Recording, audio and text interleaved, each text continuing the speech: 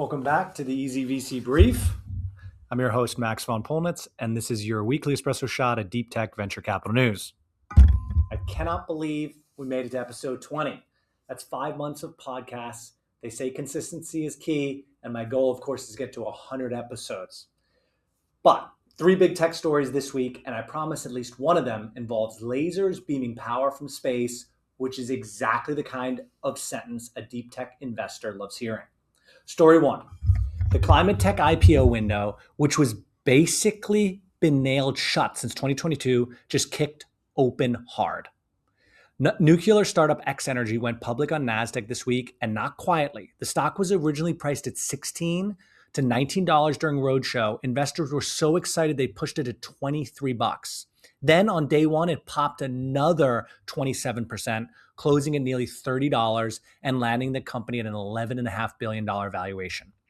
And in the same week, geothermal startup Fervo filed its IPO paperwork with a private valuation sitting around $3 billion, according to PitchBook. Now, why these two? Think about what every hyperscaler on the planet is desperately hunting for. Firm, 24/7, carbon-free power for their AI data centers. Solar goes dark at night, wind is intermittent, but nuclear and geothermal just keep running. That's the thesis in 4 words. X Energy builds small modular reactors with real DOE-backed contracts already in place. Fervo drills geothermal wells, using horizontal drilling tech borrowed straight from the oil and gas industry, and their first Cape Station project already undercuts both traditional and small modular nuclear on overnight capital costs.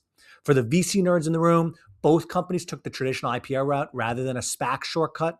That's a signal. Aren't hope and a prayer stories. These are companies that believe they could survive public market scrutiny, and they are right.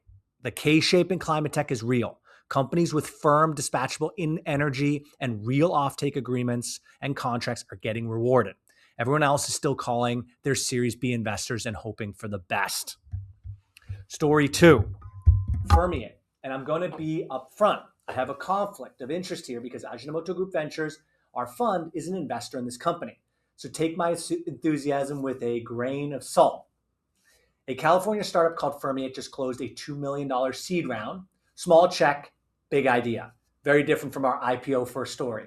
Here's the problem they're solving.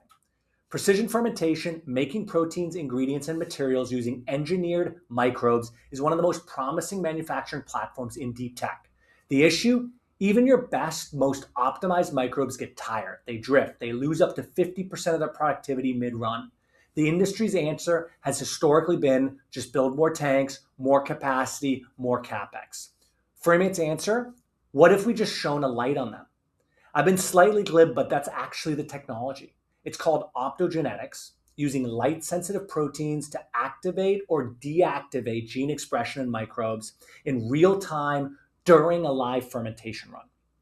You're essentially giving the operator a dimmer switch for microbial metabolism, and they layer AI on top to figure out which genes to target and when. The results? 60 to 300% improvement in fermentation output. And the kicker? It retrofits onto existing stainless steel fermenters at less than 5% of the cost of installing new tanks. Payback period, under a year, based on third-party techno-economic analysis. This is a classic horizontal infrastructure play. You're not replacing the industry, you're upgrading it. The founders are Princeton PhD alumni out of the Avalos lab, and they've already got 4 global food and ingredient company partnerships delivering real results. SOSV and New Fund Capital led, AGV participated, and I think this is one of the more elegant seed stage bets in the precision fermentation space right now. Story 3. And yes, we're doing space lasers, as promised at the beginning. Overview Energy is a 4-year-old startup out of Northern Virginia, and they just announced that Meta signed an agreement with them that could eventually see 1,000 satellites beam infrared light from space down to solar farms that power data centers at night. Let me say that again. Meta, 1,000 satellites beaming power from space at night. Here's the problem they're solving. And it's actually elegant. Solar farms are incredible during the day, completely useless after sunset unless you've spent a fortune on battery storage. Overview's answer: put giant solar arrays in geosynchronous orbit, about 22,000 miles up, where the sun never sets. Then use wide beam near infrared lasers to transmit that energy down to existing terrestrial solar farms, which can absorb it and send it to the grid around the clock.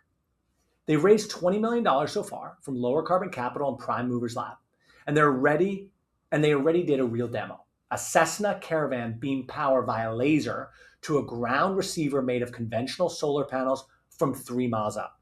First ever high power wireless power transfer from a moving platform. On the technical side, what makes Overview distinct is their use of a wide diffuse infrared beam spread across a large solar farm footprint. Lower intensity, no safety or regulatory nightmare of aiming a concentrated laser at a fixed point on Earth. The CEO literally says you could stare into the beam with no ill effects. The satellite launch for the first space-to-ground demo is planned for January 2028. The Meta deal is a purchase agreement, not charity. This is real commercial validation, and it arrived super fast. Let's see where this goes. Quick bonus to close out, and this one's for anyone who's ever sat on the Van Wyck Expressway questioning their life choices trying to get to JFK in New York City. This week, Joby Aviation completed the first ever electric air taxi demonstration flights in New York City history. JFK to Manhattan, under 10 minutes. The aircraft, backed by $500 million from Toyota, partner with Uber and Delta, is quieter than a normal conversation, 0 emissions, and seats 4 passengers. Joby acquired Blade Air Mobility last year, which you might have heard of, so the heliport infrastructure is already in place. They're targeting FAA certification and full commercial launch by end of 2026, this year. The Jetsons had the right idea, they just got the timeline wrong by about 60 years. That's your week in deep tech VC, nuclear IPOs, light-powered microbes, space lasers, beaming power to Meta's data center, the Austin Powers, and flying taxis over Manhattan. If you found this useful, share it with someone who still thinks venture capital is just software and vibes, because clearly it's all about deep tech.